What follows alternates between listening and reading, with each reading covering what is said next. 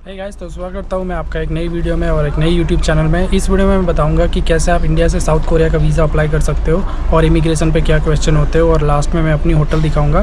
तो अगर आप इस चैनल पे नए हो तो इस चैनल को सब्सक्राइब कर देना और बेल का आइकन दबा देना, तो आपको नोटिफिकेशन मिल जाएगी मेरे नई वीडियोज़ की। तो अभी तो मैं हूँ वियतनाम में, क्योंकि मेरा यहाँ पर होल्ड है। मैं अहमदाबाद से निकला था और यहाँ पर मेरा 5 घंटे का होल्ड है। उसके बाद मेरी यहाँ से 5 घंटे की फ़्लाइट है साउथ कोरिया के लिए। तो अभी कुछ सुबह के 9 बजे, मेरे पास कुछ 3 घंटे है। मैं अभी यहाँ पे कुछ 6 बजे आया था। मैं कुछ 6 बजे लैंड हुआ था वियतनाम में। बहुत ही लंबी लाइन थी, जो ट्रांसफ़र होने की जो लाइन थी वहाँ पे मैं 1 घंटा रुका था, तब जाके मेरा नंबर आया था चेकिंग करने के लिए। तो मेरी फ़्लाइट आने में कुछ 3 घंटे बाकी और अभी कुछ सुबह के 9 बजे। तो चलो जाके कुछ नाश्ता कर लेते हैं पहले, उसके बाद बताता हूँ कौन से डॉक्यूमेंट्स लगते हैं साउथ कोरिया जाने के लिए। ये देखो, ये यहाँ का एयरपोर्ट। हो ची मिन सिटी में तीसरे फ्लोर पर एक रेस्टोरेंट है, वहाँ से मैं एक कॉफ़ी ले लेता हूँ। ये रहा वो रेस्टोरेंट।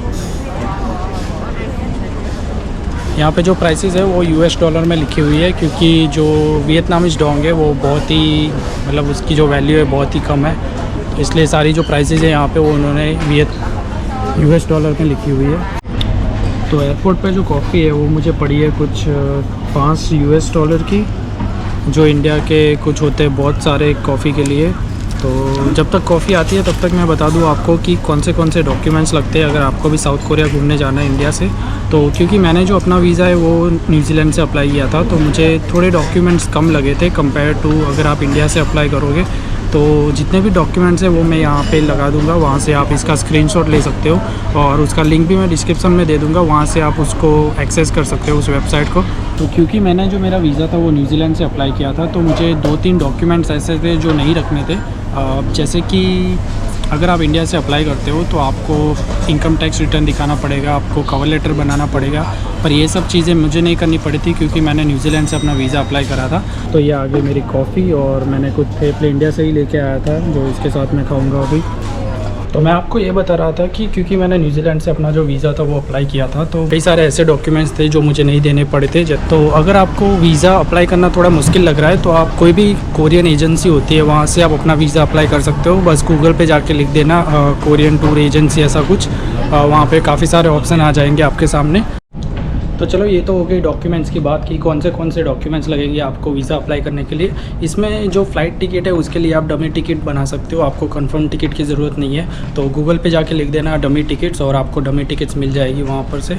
कहीं पर से भी डमी टिकट बना लो, मैंने भी डमी टिकट ही बनाई थी वीज़ा के लिए।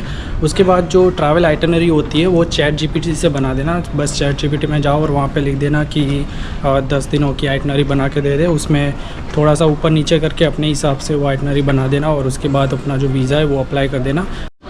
उसके बाद जो मेन चीज़ होती है कि ख़र्चा कितना होता है ये वीज़ा अप्लाई करने में। तो वीज़ा फ़ीस है वो कुछ 2500 से 3000 के आसपास है, बट अगर आप किसी एजेंट के थ्रू कराते हो तो आपको 6 से 10 हज़ार के आसपास पड़ेगा ये। और अगर फ़्लाइट की बात करूँ तो जो मेरी फ़्लाइट है वो अहमदाबाद से सोल की जो फ़्लाइट है वो मुझे पड़ी कुछ 13,000 के आसपास। एक्चुअली मैं 13,000 की फ़्लाइट थी, मैंने अपना लगेज भी ऐड कराया था, तो मुझे कुछ पड़ी वो 15,000 के आसपास। और ये जो फ़्लाइट है वो 1 वे फ़्लाइट है, मैंने रिटर्न भी कराई थी क्योंकि वहाँ से मैं जापान जा रहा हूँ घूमने के लिए। तो उसकी जो इन्फॉर्मेशन है वो मैं जब जापान जाऊँगा तब दूँगा आप लोगों को। अभी तो मैं जाता हूँ अपने गेट की तरफ क्योंकि 1 घंटे के बाद मेरी फ़्लाइट आ रही है।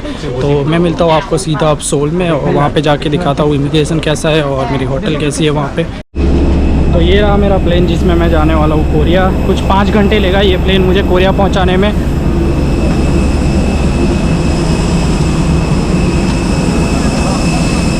One eternity later. तो welcome to South Korea guys. मैं फाइनली आ चुका हूँ कोरिया में, और जो मेरी फ़्लाइट थी उसमें मेरे बाजू में जो 2 सीट थी ना वो पूरी खाली थी, तो मैं सोते सोते आया हूँ यहाँ पर। और जब मैं प्लेन में था तब उन लोगों ने हमें एक डिक्लेरेशन फॉर्म दिया था। वो डिक्लेरेशन फॉर्म में आपको बस अपनी डिटेल डालनी होती है। फिर जब मैं यहाँ पे लैंड हुआ तो लैंड होते ही मैंने ट्रेन पकड़ी और ट्रेन पकड़ के मैं सीधा चला गया टर्मिनल 1 पे, जहाँ पे बैगेज क्लेम करना होता है। और जो इमिग्रेशन थी वहाँ पे उन लोगों ने एक क्वेश्चन भी नहीं पूछा मुझे, बस मेरा पासपोर्ट देखा और फिर मुझे पासपोर्ट वापस दे दिया। वीज़ा तो मेरा वीज़ा ही था। तो अभी मैं जा रहा हूँ यहाँ से मेरे हॉस्टल की तरफ। मेरा हॉस्टल जो है वो है इतवॉन करके एक जगह है यहाँ पे। तो मैं इतवॉन में 2 दिन रुकने वाला हूँ और ह्यूंडई करके जो एरिया है वहाँ पे मैं 3 दिन रुकने वाला हूँ। मैं यहाँ पे सिम कार्ड नहीं लेने वाला क्योंकि मैंने देखा है कि कई लोगों ने बोला है कि साउथ कोरिया में सिम कार्ड की इतनी ज़रूरत नहीं है अगर आप एक हफ़्ते के लिए घूमने आते हो, क्योंकि यहाँ पे हर जगह पे वाईफाई मिल जाता है। तो चलो देखता हूँ कि इस बात में कितनी सच्चाई है। तो अभी तो पहले देख लेता हूँ कि मुझे ट्रेन कहाँ से मिलेगी इतवान के लिए। यहाँ तो एयरपोर्ट के बाहर आते ही ठंडी लग रही है। इंडिया में कुछ 40 डिग्री टेम्परेचर था और यहाँ पे कुछ 10 से 15 डिग्री बता रहे हैं अभी। और ये एयरपोर्ट के बाहर ही बसेस मिल जाएगी ये सारी।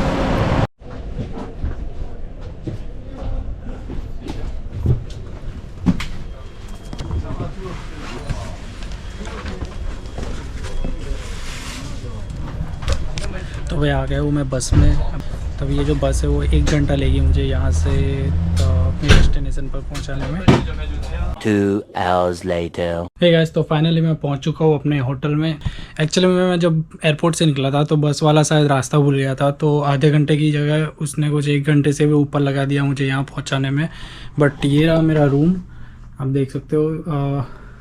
ये मेरा बेड। यहाँ पर मैं कुछ पे कर रहा हूँ 1200 रुपये 1 दिन के। अभी तो नहा धो के फ्रेश होता हूँ, बाहर जाके कुछ खा लेता हूँ और उसके बाद सो जाऊँगा और कल एक्सप्लोर करेंगे हम इस सिटी को।